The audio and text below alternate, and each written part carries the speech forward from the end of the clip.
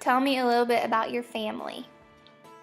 Okay, well, I'm totally blind, and both my children have special needs. They have a form of muscular dystrophy, and Madison is 11, and Sam is 15, and Sam just had 5 surgeries on his neck to repair his neck because he had spine surgery a couple of years ago, and his neck kind of disintegrated. So he had 5 surgeries on that.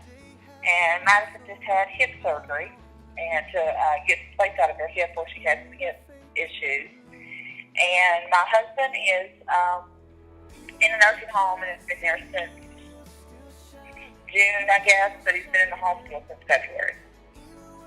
Okay. Yeah. So, wow, that's amazing that you are still doing what well, you're doing. It's amazing just saying it. I'm like, wow, how do we overcome all that? Yeah, for sure. Yeah. So, can you tell us a little bit about what happened the night of the storm?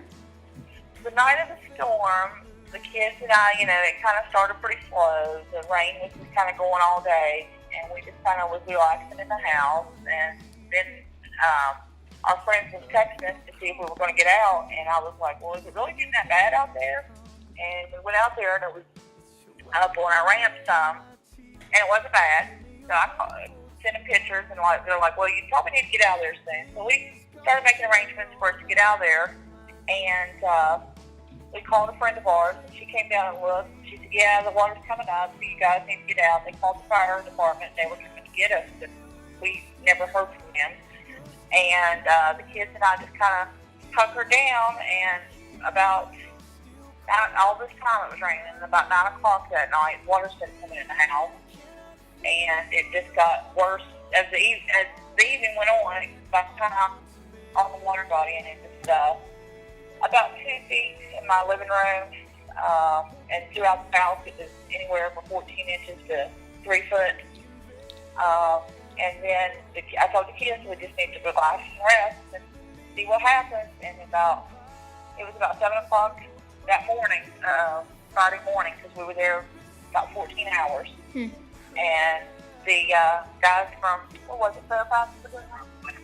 Buena Vista, Virginia, came and rescued us in a lifeboat, a raft, and got the kids in, got the animals, my 4 dogs in, and rescued us, and we went across the top of the trees where the creek was and went to a safe zone. Wow.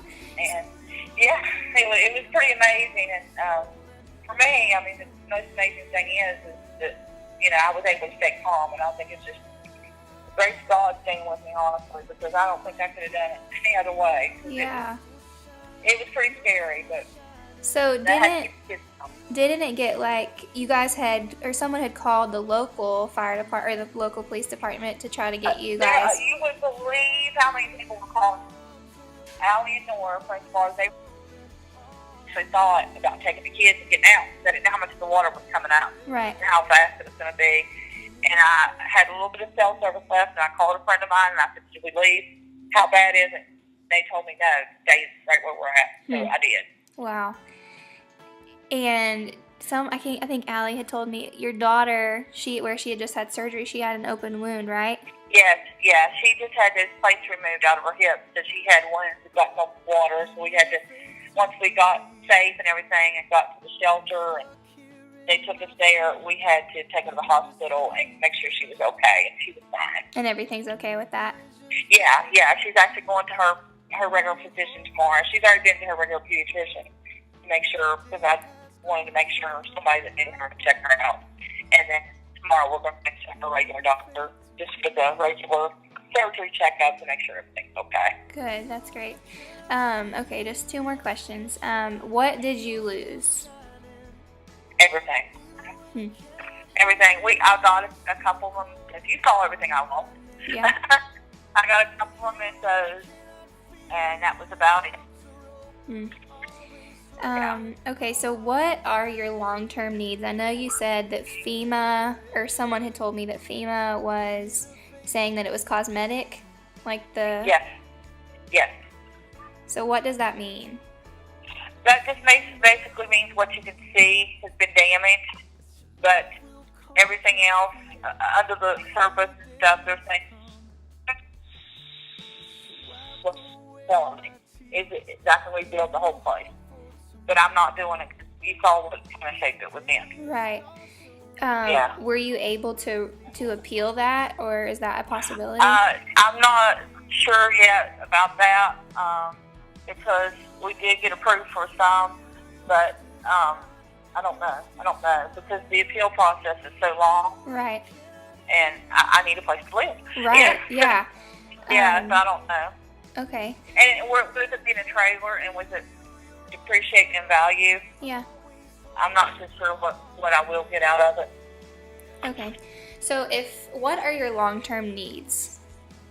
I know that your immediate needs are met, right? Because you have a place to stay right now. Right. And the long-term needs is basically a permanent place to live. Okay. And, just the everyday needs, furniture, everyday things. Okay. So I would love to share your story. There's a lot of people who have reached out wanting to help, and they just don't know how.